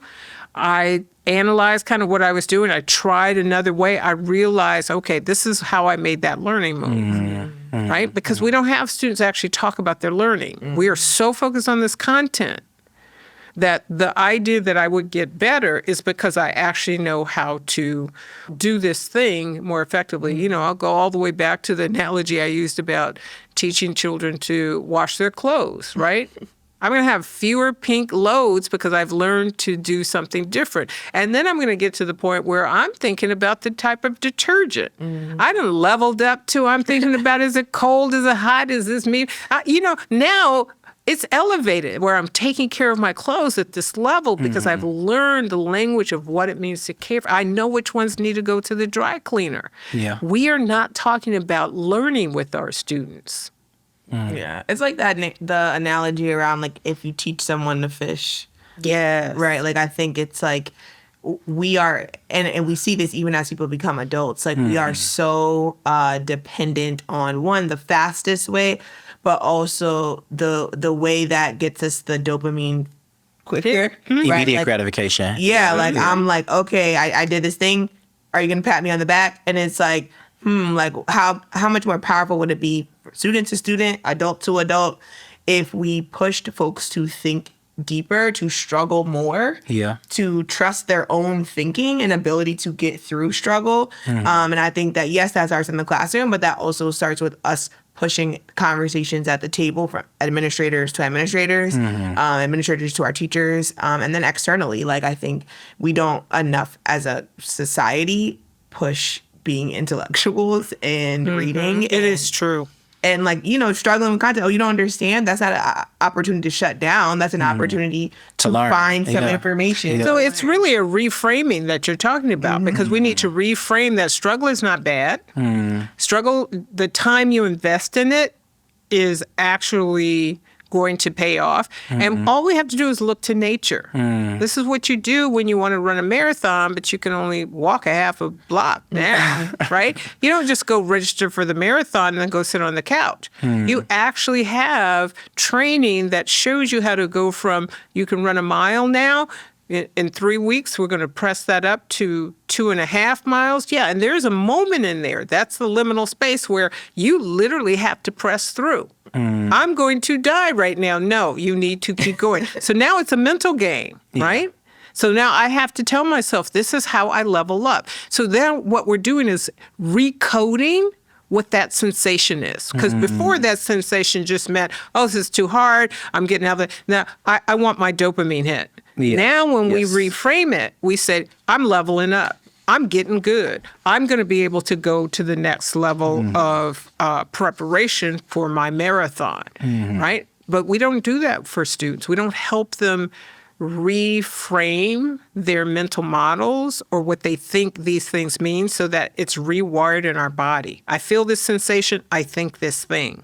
Yeah. This is making me also think about how cross-applicable, like we are talking a lot about, what we can do in the classroom, but like you gave an example of like, what happens in real life and then like how we can like take these same learn to learn moves and reflect with ourselves, when I show up in certain, circumstances or situations, when I'm around certain people and there's a tendency to take this action or exhibit this behavior, like what metacognitive, skill or one or two metacognitive skills can I use in my metacognitive strategy to learn from my lived experience, to learn from the emotions that I experience, to learn from the interactions that I'm having in everyday life. It's just really making me think about like, this is not just preparing us to learn how to learn in school. We're always going to be learning beyond school, right. And these are some of the tools that we have immediately available to us that we can practice now so that we feel prepared, when those other life situations come. So I also think to Zaretta's point around, like, I think it's about demystifying struggle. Like, I think that to our point we made earlier, this is why Black and brown people, in my opinion, are so genius because their history shows our ability to be resilient. And that doesn't mean keep having us experience pain, but that means we have a skill set of surviving struggle. And that should actually be leveraged in a space like a classroom. That should be leveraged in a space like a professional development community. Say, hey, yeah, this is hard. And that's okay. You can do hard things. Yeah. Now let's do the hard thing. Now let's do the hard thing. And I think not enough people, and I see this in everyday interaction. I think about like interactions I have with family members, et cetera, where like they're immediately discouraged and they're like, can you just do it for me? And I'm like, no. Yeah. Like, actually, I can leading you in the direction of where you need to go to actually think about this, but you're going to do this because then next time you don't have to ask me or anyone else. You can do this on your own. And how empowering will that feel to be able to do that on your own?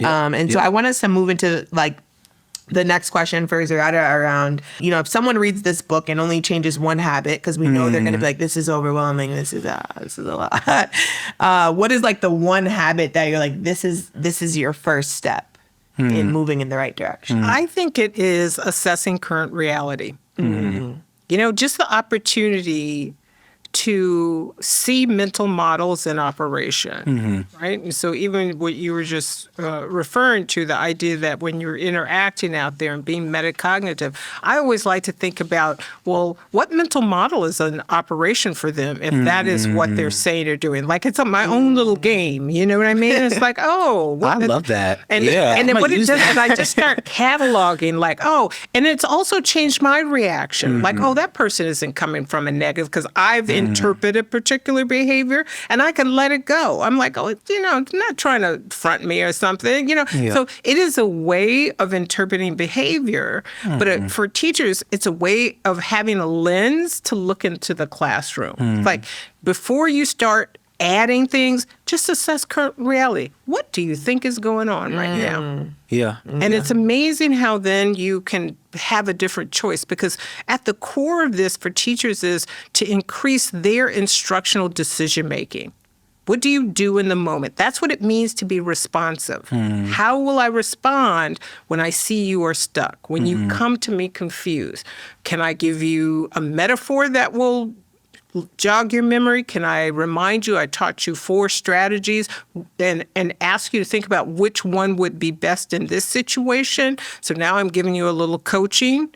That's instructional decision making. A lot of teachers feel they're burdened because I can't do, help every individual student. Well, you don't. This is what a good coach does. You know your students, like what would be the one thing you could tell them or help them remember? And we've all seen that experience where a student comes up, I'm confused, and the teacher says, and halfway through the teacher getting that statement out, it comes to the student and they run off to like, oh, it all just clicked. Yeah. That we need more of those opportunities. So that instructional decision making starts with assessing current reality. I don't need to do anything else but just get a real understanding of what is going on here. And here's the thing I'll say. As people of color, particularly as Black people, we have learned to read the room. You're never going to get yourself in a place where you think this is dangerous. Yep. For whatever reason, the racial makeup of the room, what people are saying or doing, we have learned, we're running all kind of programs, right? We just need to be able to do it not from a place of trauma or defensiveness, but in the service of liberatory education, right? This is what it means to be metacognitive around the mental models that are in front of us and helping people reframe and rewire. That feeling can actually mean something different. Struggle is struggle, yes, but it can mean I'm moving forward. I'm actually growing. Yeah. Absolutely. I think the thing that I want us to think about is there anything about this work that you feel like you're still grappling with or struggling to try and make sense of, as you have so much experience and knowledge? I wouldn't say I'm struggling with it. I can tell you I am still curious. I'm still inquiring. I embed myself with a couple of districts right now, a couple of clusters of schools in which I'm trying to see how they can take up inquiry to actually close this knowing doing gap. So that is the question right now that drives me. How do we actually create the kind of professional learning that helps teachers close the knowing doing gap? And then the secondary is what type of instructional leadership is necessary to create that condition for teachers. So when I'm embedded in schools or in districts who want me to come out, I tell them I'm not going to come out and do some one-off PDs for you. Like, we're going to be embedded where I will come for a week and we are doing inquiry. I give them tools. I ask them to videotape and audio tape. We look at that together. And it's amazing the ahas they have. And just I get to see how hard it is for parts of the system to change, right? One experience took folks through this combination of inquiry and instructional practices. And the math interventionist, she had students who were routinely coming to her 4 grade levels behind in middle school, and she was able to close 2 years. Get 2 years growth, and we were probably at 7 months when that happened. Wow. And 2 things are true about that. Now she knows the recipe. Now she knows how to do that again. That wasn't a fluke. It's like because you had used that combination. But what we do in the coaching is we keep tweaking it. More of this, less of that. And then when you start to see the student, but the student is the primary driver. And then when you can, I remember coming up to school that it was my visit. I flew in. I stay for a week because I have a day where we're having a professional learning community.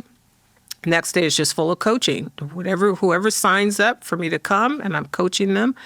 And as I'm walking up, they were just so excited. They had taken their mid-year assessments, and guess what? It works when you work it. Yeah, it works when you work it. I love that. Yeah, no, it does. I love this thought of possibility, because I think we often feel like there's no other way to do something, or there's no other way to teach or be or exist, whether we're an educator or we're just, doing life. And it's just no, there's so many possibilities that there's so many outcomes that we can have, and all we need to do is push ourselves beyond what we have, that we are beyond what we're comfortable with, Yeah, and we have to be mindful of not turning to turnkey strategies. This is where I see people go wrong. It's that's working. Now we're going to turnkey it. Everybody's going, oh my goodness. This is not a turnkey book. It's not a turnkey book. These aren't turnkey, but this is a capacity building book for the teachers. It's a capacity building book for the students.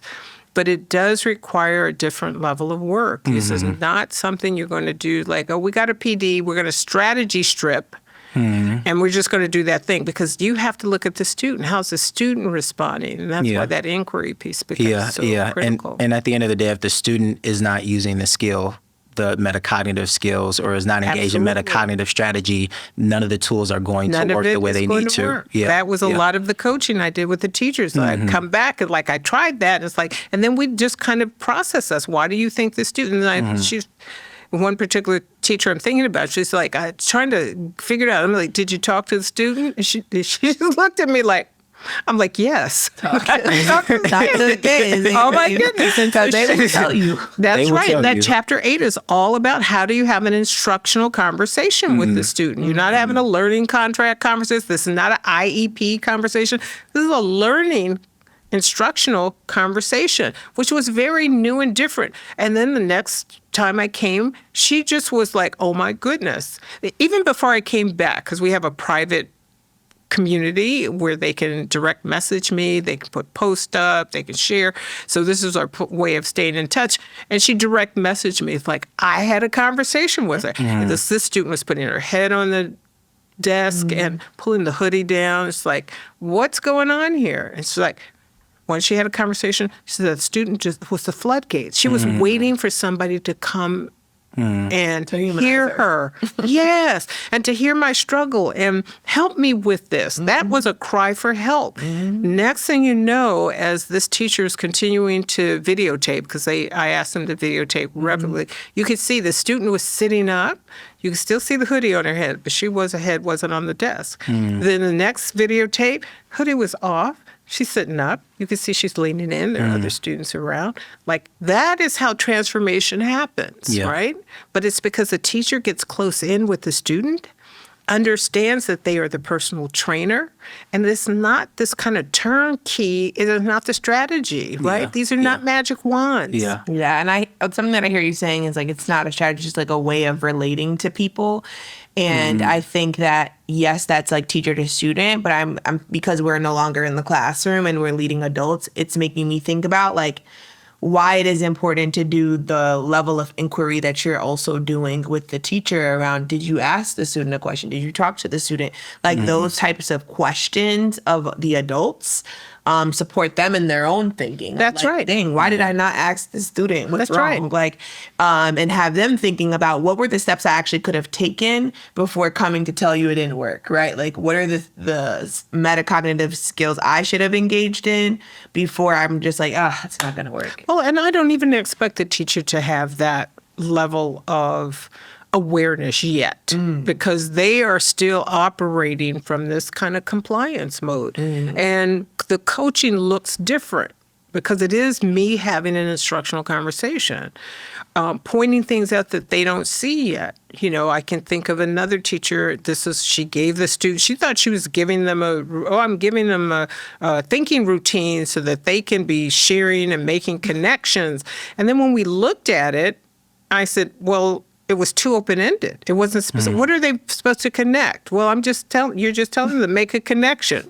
And these children are already kind of lost. It's like, so, and we just had to kind of deconstruct something, right? And so, again, not that it was wrong, but is this actually going to elicit the kind of cognitive response you want from the student? And it's funny because we had that conversation. You know, I had coached her before, but she's now ready to use these tools. And then I didn't see her for a while, and I thought she'd ghosted me. But she was actually, it clicked for her, and she was running her own experiments. And so at the end, we have a celebration of learning where everybody, you know, has a slide deck, same number of slides to share kind of here's what students were doing, here's what students were saying, here's a shift in my practice. And what it turned out is she had been running, she's like, oh, here's my first pancake. And this was pancake number 2. But then you could just see how her glows and grows. Few glows in the beginning, lots of grows, right? We're just shifting. And you could, and she documented, because that's one of the things we do, document it, like the qualitative data, and you just see this shift. Now, her students didn't close any gaps, but they were well on her way. There were some leading indicators that this was going to happen for them because she was giving them new skills, new ways to think about it, new ways to make those connections. One of the things that I'm often asking myself, I think even more now, is like, you know, what kind of world are the schools that our students go to preparing them for, you know? And I think the more intentional that we are as educators about teaching students how to learn, you know, that for me feels like justice for my Black and brown students. Like, I would agree. You know how to use your brain to learn, to interrogate, to advocate, to see, you know, the world that you live in, and then to respond in a way that supports your own humanity and your well-being. And I think, you know, that brings us to our call to action. When we think about, you know, this conversation today, the goal is not simply naming what was taken, but the goal is transformation. And we know that transformation requires us to actually change how we show up for the people around us. And so when we think about our call to action for educators, building learning power on purpose is always the goal in the classroom. And so that could look like you noticing when you are over scaffolding, and supporting in a different way through that scaffolding to build capacity instead of dependency with the student. That could also look like teaching students how to learn by making explicit learn how to learn moves explicit in the way that you teach it and in the way that you hold students accountable to utilizing it in the learning environment. For the life beyond the classroom, make sure you're pausing before you're reacting. In conflict and stress and uncertainty, what am I feeling? What am I assuming about this person? We heard Zaretta name about in her own interactions, leader to teacher, she's asking herself, what are the mental models at play? And so this is the type of thinking we can engage in beyond the school's walls. Name what you do not understand. Confusion is not failure. So the ability to say, I don't understand yet, is the beginning of deeper learning. Holding people accountable to prevent engagement in learned helplessness. So what labor are you taking on that is not yours, that you actually need to support other people in living in their own productive struggle to better learn skills that they can transfer and use when you are not in their presence? Yeah, when we think about this idea of like rebuilding learning power, it's not just in the classroom, it's in our workplaces, it's within our relationships, it's within our own lives that we learn to pause, to notice, to question, to reflect, to lean into those metacognitive skills that we all possess and have the ability to use to inform the way in which we show up so that we can be better for ourselves and for our community. Now, Zaretta, if you had 30 seconds with every person listening, parent, teacher, manager, friend, what would you want them to walk away with as we conclude this conversation? I think there are two things. One is go slow to go fast, meaning this is not quick work, and you just need to take your time, right? Understand where you're confused, set a learning agenda for your own self, and make time for that. The other idea is that even as parents, we can start learning conversations with our students. Like, what was hard about learning that? How did you get yourself over that hump? And that's a different type of conversation that we can have with our kids. But I think parents are really well situated as first teachers to do that. They've watched their child learn to tie their shoes, and they can be the memory for their child that, no, I've seen you struggle and get on the other side of that. And sometimes that's what our children need, is a champion. Love that. Thank you for trusting us with this conversation and for the years of work that you've given the education community. Thank you for showing us what it looks like to build instead of just critique. Something that I'm continuously hearing you saying is closing this gap between knowing and doing. And I think after your first book was released, everyone felt like they were culturally responsive. And we started to dig deeper and see that there is a gap still in how we are executing. And so I appreciate you for blowing up that chapter 8 from culturally responsive teaching and the brain and creating this book and being on here and sharing with us like your thoughts and ideas around this. Yeah, so powerful to listen to you. And the thing that I want the audience to remember is that, you know, building that learning power, it's a collective responsibility. It's a community responsibility. We owe it to ourselves. We owe it to our children and, you know, future generations. And so as we close out, this is the final episode of season 1 of Education in Context. And we want to thank everyone who has watched, who has commented, who has questioned with us, who has interrogated their own thinking. We just want to thank you, you know, for being a part of this journey with us. This season is ending, but the conversation is not. And in our next season, we're going to continue to have guests join our episodes. So be on the lookout for the next event and the next dialogue that we curate. If you would like to learn more about our mission and our vision, please visit educationincontext.org. Thank you. Thank you.